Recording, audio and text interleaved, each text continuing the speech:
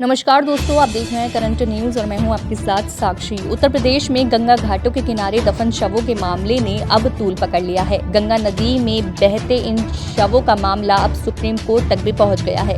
विपक्ष ने इस पूरे मामले की न्यायिक जांच की मांग की है। ये लाशें किसकी हैं, किसने दफन की, किसकी मौत कैसे हुई, ये सारे सवाल अभी अनसुलझे हैं। शासन प्रशासन की भूमिका भी सवालों के घेरे में है। दैनिक भास्कर की एक रिपोर्ट के मुताबिक उत्तर प्रदेश के उन्नाव स्थित गंगा घाट के किनारे एक साथ 500 से ज्यादा लाशें दफन हैं। रिपोर्ट के मुताबिक कल जो मंजर था अब उससे भी भयावह हो गया है। भारत में हुई बारिश के चलते गंगा का जल स्तर बढ़ा और कई लाशों बाहर आ गई। कुत्ते व उन लाशों को नोच रहे हैं। हर तरफ लाशों का अंबार और शत विशक मानव अंग पड़े थे। प्रशासनिक अफसर जब मौके पर पहुंचे तो लाशों के ऊपर से कफन हटवाया गया और उन लाशों पर बालू की दलवा दी गई। कफन हटाने का मकसद शायद ये था कि दूर से कोई लाशों की पहचान और गिनती ना कर सके। लाशों के करीब जाने से सभी को रोक दिया गया था। अब पूरा इलाका पुलिस और प्रशासनिक अफसरों के कब्जे में है। अधिकारियों का कहना है कि लाशें काफी सड़ चुकी हैं, इसलिए उसे निकालना मुश्किल है। अब उन लाशों के ऊपर से ही बालू डलवा दिया।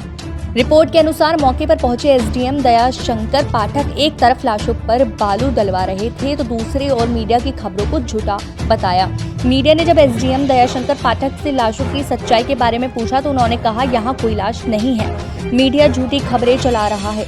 मगर जब मौके पर एसडीएम दयाशंकर पाठक मीडिया को जैसे बयान दे रहे थे तब सामने कुत्ते शवों को नोच रहे थे। इस मामले में उन्नाव के डीएम रविंद्र कुमार ने बक्सर घाट पर बड़े पैमाने पर दफन हो रही लाशों को लेकर कहा कि वहां कई लाशें दफन हुई हैं। इसकी जांच के लिए एसडीएम से रिपोर्ट मांगी गई है।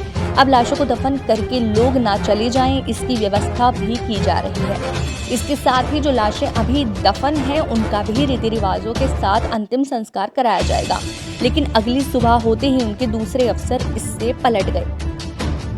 ये लाशें किसकी हैं, किसने दफन की हैं, किसकी मौत कैसे हुई, इन सवालों के जवाब अफसर नहीं तलाशना चाहते हैं, बल्कि अधिकारी ये पता करने में जुटे हैं कि जिस जगह ये लाशें दफन हैं वो किस जिले की सीमा के अंदर आता है। रिपोर्ट के मुताबिक गुरुवार को फतेहपुर और उन्नाव के अफसरों के बीच विवाद भी हुआ। करीब 8 घंटे तक लाशों के ढेर पर जमीनों की पैमाइश चलती रही। बाद में दोनों जिलों के डीएम ने तय किया कि अब से फतेहपुर के शवों का अंतिम संस्कार उनके क्षेत्र में होगा, जबकि उन्नाव के लोगों का अंतिम संस्कार उन्नाव में होगा।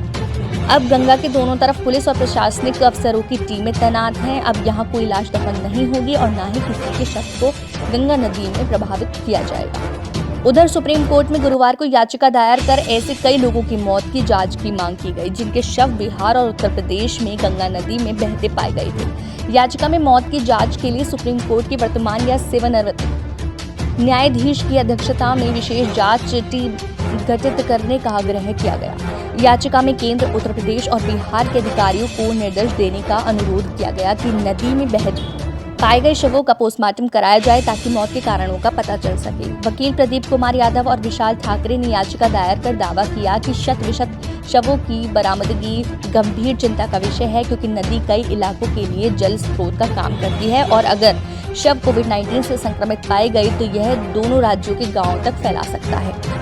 इसमें दावा किया गया है कि उत्तर प्रदेश और बिहार की सरकारें जिम्मेदारी से भाग रही हैं और यह पता लगाने की बजाय कि किस तरह से इन शवों को नदी में फेंका गया, उनके बीच आरोप प्रत्यारोप चल रहा है और इसलिए सुप्रीम कोर्ट के वर्तमान या सेवानिवृत्त न्यायाधीश की अध्यक्षता में एसआईटी का गठन करने की जरूरत है ताकि मौत की जांच की निगरानी की जा सके। याचिका में आरोप लगाया गया कि गंगा नदी में करीब 100 शव बहते पाए गए, जिनमें से 71 शव बिहार के बक्सर जिले में निकाले गए, जबकि उत्तर प्रदेश में गाजीपुर जिले में भी ऐसे शव पाए गए। उत्तर प्रदेश कांग्रेस ने गंगा तथा कुछ अन्य नदियों में कथित रूप से कोविड-19 के संदिग्ध मरीजों के शव प्रभावित किए जाने के मामले की न्यायिक जांच की मांग की है। प्रदेश कांग्रेस अध्यक्ष अजय कुमार लल्लू ने गुरुवार को वर्चुअल माध्यम से की गई प्रेस वार्ता में कहा कि कोविड-19 के संदिग्ध मरीजों के शव नदियों में बहाया जाना प्रदेश सरकार की नाकामी है।